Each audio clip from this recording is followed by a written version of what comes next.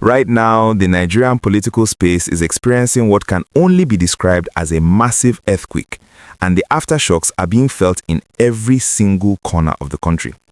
If you have been following the news today, you have probably seen the explosive headline stating that Senator Rabiu Musa Kwankwaso is completely set to dump the new Nigerian People's Party, widely known as the NNPP, to join forces with Peter Obi in the African Democratic Congress, or the ADC, ahead of the highly anticipated 2027 general elections.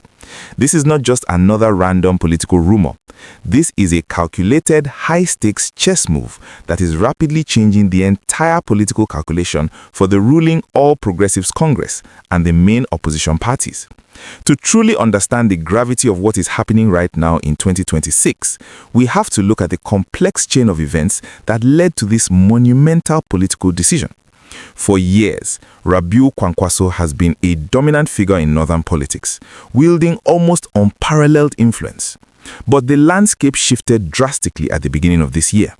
The NNPP, which Kwankwaso practically built into a formidable third force during the 2023 elections, suffered a catastrophic and completely unexpected blow.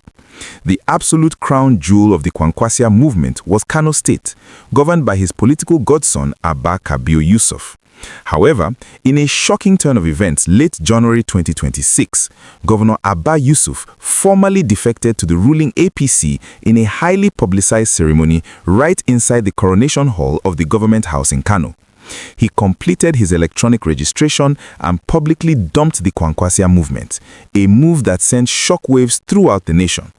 This singular action left the NNPP without its only sitting governor, throwing the party into a deep internal crisis and significantly weakening its national standing. For a political heavyweight like Kwankwaso, staying in a fractured party with no executive backing in his home base became politically dangerous and unsustainable. He needed a new, viable platform to keep his presidential ambitions alive, to protect his massive grassroots following in the Northwest, and to prove that his political machinery is not dependent on just holding the Kano government house. Now, let us analyze deeply why this potential ADC alliance is causing so much absolute panic in the political establishment today. In the 2023 presidential election, the opposition protest votes were deeply divided. Peter Obi dominated the Southeast, South-South, Lagos, and parts of the North Central, riding on a massive wave of youth support and a very strong message of economic reform. Meanwhile, Rabiu Kwankwaso commanded an almost fanatical grassroots following in Kano and other parts of the Northwest. Because they ran on completely separate tickets, the ruling APC was able to capitalize on the divided opposition to secure victory. However, political analysts are now urgently pointing out that if you combine Peter Obi's nationwide urban and youth appeal with Kwankwaso's ironclad grip on the northern grassroots, you create a political machine that covers almost every single major voting bloc in Nigeria. It is viewed as a perfect marriage of regional strengths. Obi brings the intellectual economic arguments, the international appeal and the southern base, while Kwankwaso brings the raw, street-level political mobilization and the sheer voting numbers of the North. Citizens are currently facing severe economic realities in this year 2026, making the political climate extremely ripe for this kind of opposition mega-coalition. Just recently, Peter Obi publicly and severely criticized the current administration's economic policies during a visit to Bauchi State. He pointed out the harsh reality of the exchange rate hitting a staggering 1,500 naira to $1 and the skyrocketing prices of basic food items, noting how a bag of rice has climbed to about 100,000 naira. He painted a very grim picture by comparing Nigeria's economic trajectory to that of Indonesia, pointing out that while their new leadership managed to significantly boost their GDP to over $1.3 trillion, Nigeria's GDP has alarmingly shrunk from $500 billion down to $200 billion.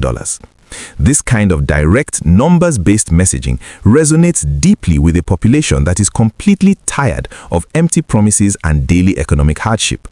Furthermore, Kwankwaso has also been very vocal on the economic front, recently urging Nigerian youths and citizens to channel their deep frustration over the economic hardship into the ballot box rather than just protesting on the streets.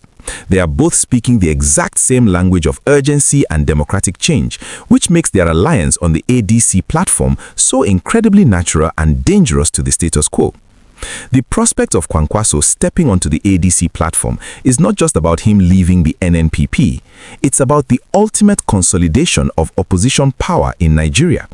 The APC is certainly watching these developments with intense focus and understandable anxiety. The ruling party knows perfectly well that an election against a fractured, disorganized opposition is very different from facing a united, highly motivated front spearheaded by Obi and Kwankwaso. The APC has been trying to strengthen its own ranks, which was highly evident in their successful wooing of the Kano State governor, but the sheer momentum currently swinging towards the ADC is undeniable and difficult to contain. Everyday Nigerians are heavily invested in this development. Social media platforms are completely flooded with debates, projections, and massive excitement about what the ADC can achieve in 2027. The youths who passionately drove the Obidient movement in 2023 are already beginning to organize and mobilize under this new umbrella, and the loyal Kwankwasiyya Red Cap supporters are eager to show that their political influence extends far beyond the borders of Kano State and that they will follow their leader wherever he goes. This entire situation is a brilliant masterclass in political survival and strategy. Kwankwaso recognized immediately that the NNPP was a sinking ship after the loss of Kano's executive power. Instead of staying back to fight a losing, draining battle within a depleted and financially weakened party, he is choosing to align with a rapidly growing movement that shares his ultimate goal of taking over the highest office in the land.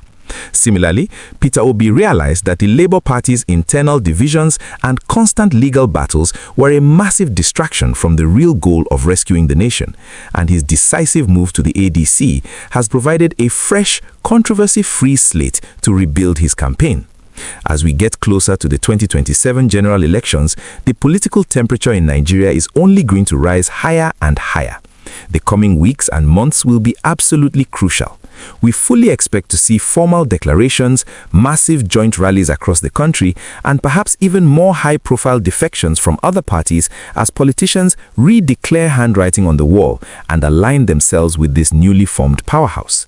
The African Democratic Congress, which was once considered a minor player in the grand scheme of Nigerian politics, is now squarely in the spotlight, holding the keys to what could very well be the most fiercely contested presidential election in Nigeria's entire democratic history. The political narrative has completely shifted.